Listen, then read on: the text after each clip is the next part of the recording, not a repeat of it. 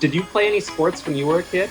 I was a competitive horseback rider, and so until I got cast in my first play, that was my everything. But I was in a sport where the pressure was me putting pressure on myself.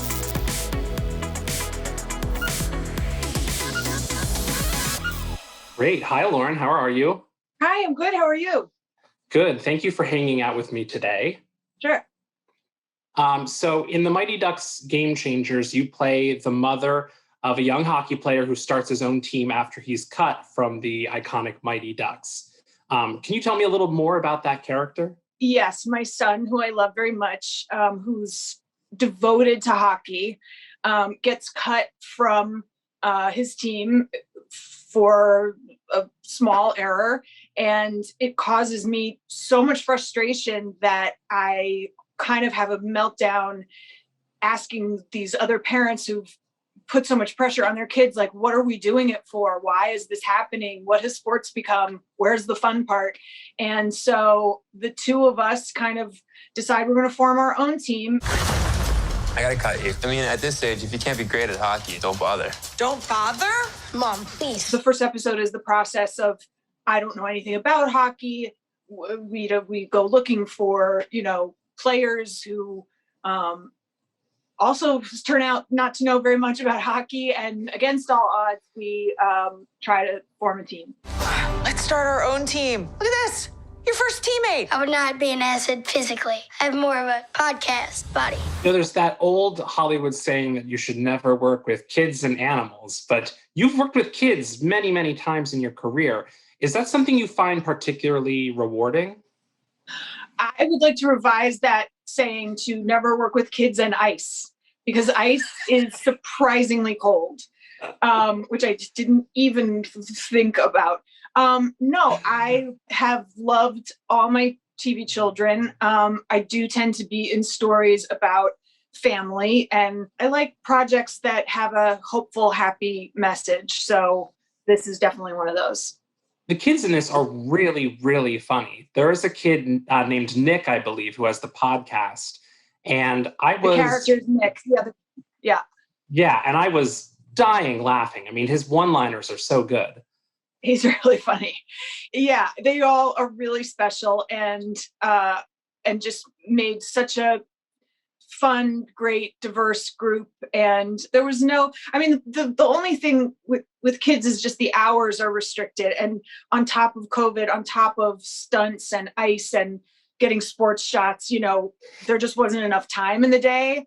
But we managed to get it done. As a producer on this, did you take part in casting for the series? No, it was more about having a creative voice and having had enough experience as an actor for hire. It just felt like I have enough experience now that I want to be part of the creative conversation about the whole show, not just my part. And I got to do that. So that was fun. One of the young actors is named Luke Islam. And when I saw him, I was like, I know him from somewhere. And I looked it up, and he got a golden buzzer on America's Got Talent singing my absolute favorite song from the Broadway show Waitress. And he is just so incredibly talented. And I was so happy to see him getting a chance in a show like this to go even further. Yeah, he's wonderful and so kind, and he does show that talent in our show as well. I love his character because he plays a kid who is like a video gamer and has a little bit of trouble socially. And I feel like in each of the kids, we hopefully illuminated a struggle that is relatable. So I just hope kids and families kind of see themselves and feel supported, I guess, or, recognized or something. One of the things you mentioned was your character has this speech where she says, why can't sports just be fun? Like, why can't we just have fun playing sports? Shouldn't kids be able to play sports for fun? Stephanie, you brought 2 private trainers to your kids' hockey practice. Oh, I'm a pediatric sports psychologist. Okay. I have very fond memories of playing soccer when I was a kid on the orange team or the blue team or whatever. Did you play any sports when you were a kid? I was a competitive horseback rider. And so until I got cast in my first play, that was my everything. I did horse shows and some mock hunts and went to summer camp for horseback riding. So yes and no. Like I wasn't so much. I played a little bit of soccer, but I was in a sport where the pressure was me putting pressure on myself to be better and more having a relationship to the horse. But it was fun. I mean, it was started with fun and loving horses and living near one. And yeah, I have seen the pressure coming from parents shift. I mean, back then you go to a soccer game. I don't even know if anybody's parents really came. Like, it wasn't the point. You know what I mean? It wasn't like there was no preciousness about like, we can't miss one moment of, it was more like, let them play and, we'll pick you up after. Right. For me, it was just, if I touched the ball, it was a successful game. I looked forward to the orange slices at halftime, and then maybe I'd touch the ball again, and that was a great time. I don't know when and this is the question the show asked, like, when did a child have to choose their profession at like 15? It just doesn't make any sense in sports or in anything. Right. Well, you mentioned a little bit before, but your character does a little ice skating in the series. How much of that was you and how much of that was a little TV magic? Honestly, I don't know. I can't tell. There was all kinds of magic, and does it matter? I mean, this part is me from the waist up. I really intended to use the time between the first episode and the rest of them to become a world-class skater, but I was thwarted by a little friend called COVID. But if we get to come back, that will definitely be in my special skills. Because I saw you there just scooting across the ice and like, that there must have been some outtakes from that. You could do an entire series of various attempts to skate and, yeah. No, it's not pretty. So if Wikipedia is to be believed, I think you and I have something very interesting in common. Were you a mascot for the 1994 FIFA World Cup? Yes, I was. Were you? I was a mascot in high school. I was my high school's mascot all 4 years. I was a lion. And I feel a particular kinship with anyone who's lived through mascot life. Me too. First of all, that's a way cooler job. I'm sure like people knew that it was you and they like rooted for you at the games and stuff. I was doing a corporate, this is like when I first started out, and I just would do any money job. And it was the World Cup soccer convention or something.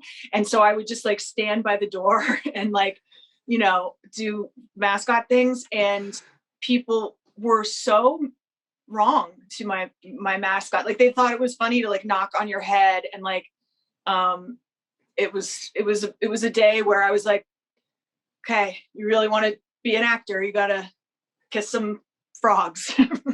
Job wise. I love that you think being the mascot made me somehow popular in high school. It didn't? No. Oh no. What was in it for you? Oh, I just loved to perform in any ways. And there was something comforting about hiding my face and being able to do that and like not be so shy because people couldn't see you.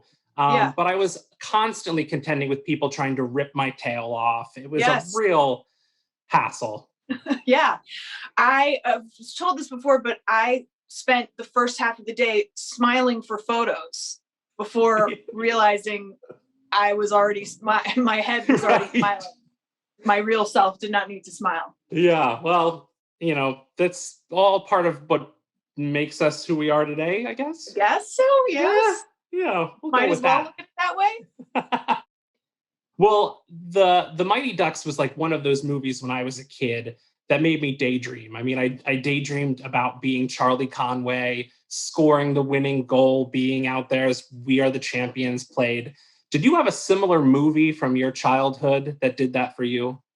It was probably some mashup of Fame meets Flashdance. And I don't know, all the hardship they went through to, do this profession was really inspiring to me. And then Flashdance, it was Flashdance. Mm-hmm. Of course. But it was in that same space of like, following a dream. It's really, when you start, you have no idea. Didn't know anybody in show business, nobody in my family. I came to New York with a dream. And in that sense, you very much kind of relate to the underdog story of the Mighty Ducks. Like, you lived an underdog story, right? I relate to every underdog story, but especially this one. I mean, I just relate to the kindness, and build a team is the theme, right? Of if you have any struggle, if you have any feeling of not belonging, it's just, you have to find your team. And I think the show kind of says it's possible, you just gather some people who feel like you feel, and that in itself is kind of comforting. I want you to think about all the other kids who've been told that they're too small or too slow. They just want to get out there and play. Freaks. Is he doing a trick? The Mighty Ducks appeals to so many audiences, especially 30-something guys like me who grew up with it, kids, families. Who would you say that this show is for? It's truly, and these are the shows I tend to be drawn to, something you can watch with anybody, with your family or your chosen family.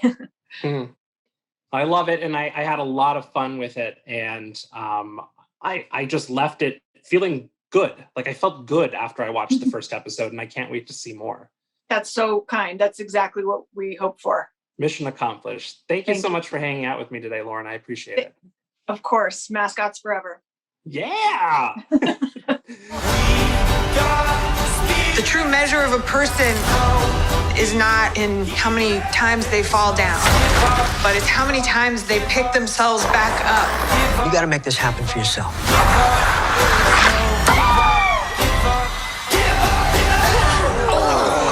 Guys, come on now. Don't get discouraged, okay? That's why we watch game tape, to get better. It's like a master class in second. God speak.